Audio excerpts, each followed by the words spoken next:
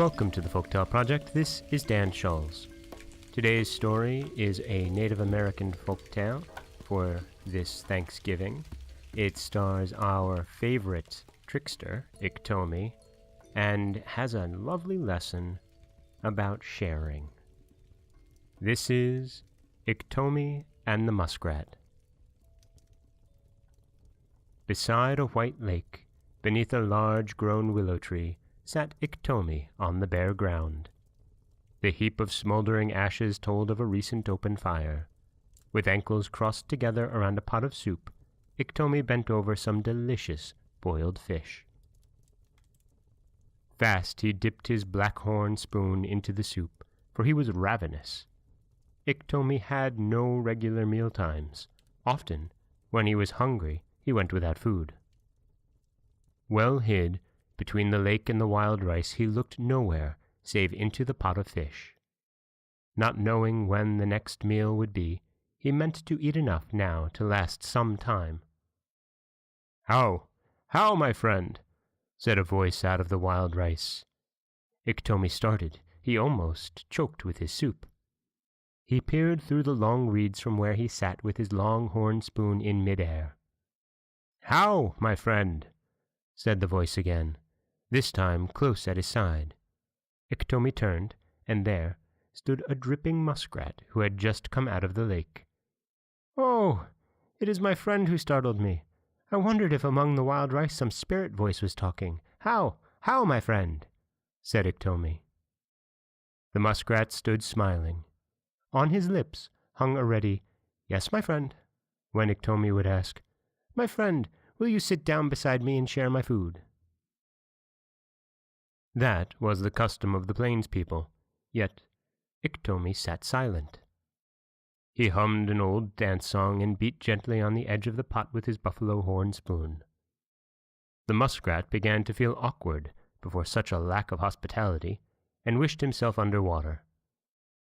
After many heart-throbs, Iktomi stopped drumming with his horn ladle, and looking upward into the muskrat's face, he said, "My friend, let us run a race to see who shall win this pot of fish. If I win, I shall not need to share it with you. If you win, you shall have half of it." Springing to his feet, Iktomi began at once to tighten the belt about his waist. "My friend Ikto, I cannot run a race with you.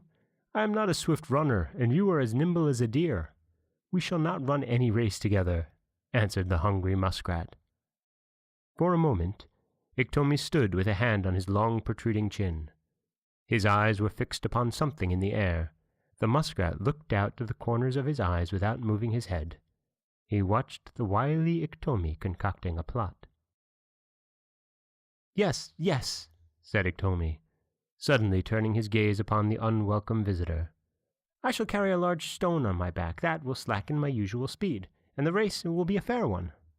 Saying this, he laid a firm hand upon the muskrat's shoulder and started off along the edge of the lake. When they reached the opposite side, Iktomi pried about in search of a heavy stone. He found one half buried in the shallow water. Pulling it out upon dry land, he wrapped it in his blanket. "Now, my friend, you shall run on the left side of the lake, I on the other. The race is for the boiled fish in yonder kettle," said Iktomi. The muskrat helped to lift the heavy stone upon Iktomi's back. Then they parted. Each took a narrow path through the tall reeds fringing the shore. Iktomi found his load a heavy one. Perspiration hung like beads on his brow. His chest heaved hard and fast.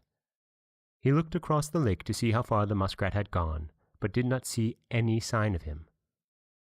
"Well, he is running low under the wild rice," said he. Yet as he scanned the tall grasses on the lake shore, he saw not one stir as if to make way for the runner. "Ah! Has he gone so fast ahead that the disturbed grasses in his trail have quieted again?" exclaimed Iktomi. With that thought, he quickly dropped the heavy stone. "No more of this," said he, patting his chest with both hands. Off with a springing bound, he ran swiftly toward the goal.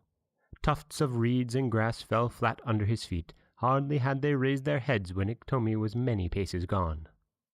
Soon he reached the heap of cold ashes. Iktomi halted stiff, as if he had struck an invisible cliff. His black eyes showed a ring of white about them as he stared at the empty ground. There was no pot of boiled fish, and there was no waterman in sight. Oh, if only I had shared my food like a real Dakota, I would not have lost it all. Why did I not know the muskrat would run through the water? He swims faster than I could ever run. That is what he has done. He has laughed at me for carrying a weight on my back while he shot hither like an arrow. Crying thus to himself, Iktomi stepped to the water's brink. He stooped forward with a hand on each bent knee and peeped far into the deep water. "There!" he exclaimed. "I see you, my friend, sitting with your ankles wound around my little pot of fish. My friend, I'm hungry. Give me a bone." "Ha, ha, ha!" laughed the waterman, the muskrat. The sound did not rise up out of the lake, for it came down from overhead.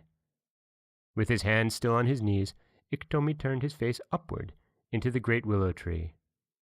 Opening wide his mouth, he begged, my friend, give me a bone to gnaw." "Ha, ha, ha!" laughed the muskrat, and leaning over the limb he sat upon, he let fall a sharp, small bone which dropped right into Iktomi's throat. Iktomi almost choked to death before he could get it out. In the tree, the muskrat sat laughing loud. "Next time, say to a visiting friend, 'Be seated beside me, my friend. Let me share with you my food.'" And that is the Native American folktale of Iktomi and the Muskrat. And please, be seated and share your food. This is Dan Scholes for the Folktale Project. Don't forget that you can subscribe to the podcast on Apple Podcasts, Stitcher, Google Play, Overcast, anywhere you like to get your podcasts. You can also follow us on Twitter at Folktale Project. You can find us on Auto Radio, TuneIn Radio, and iHeartRadio.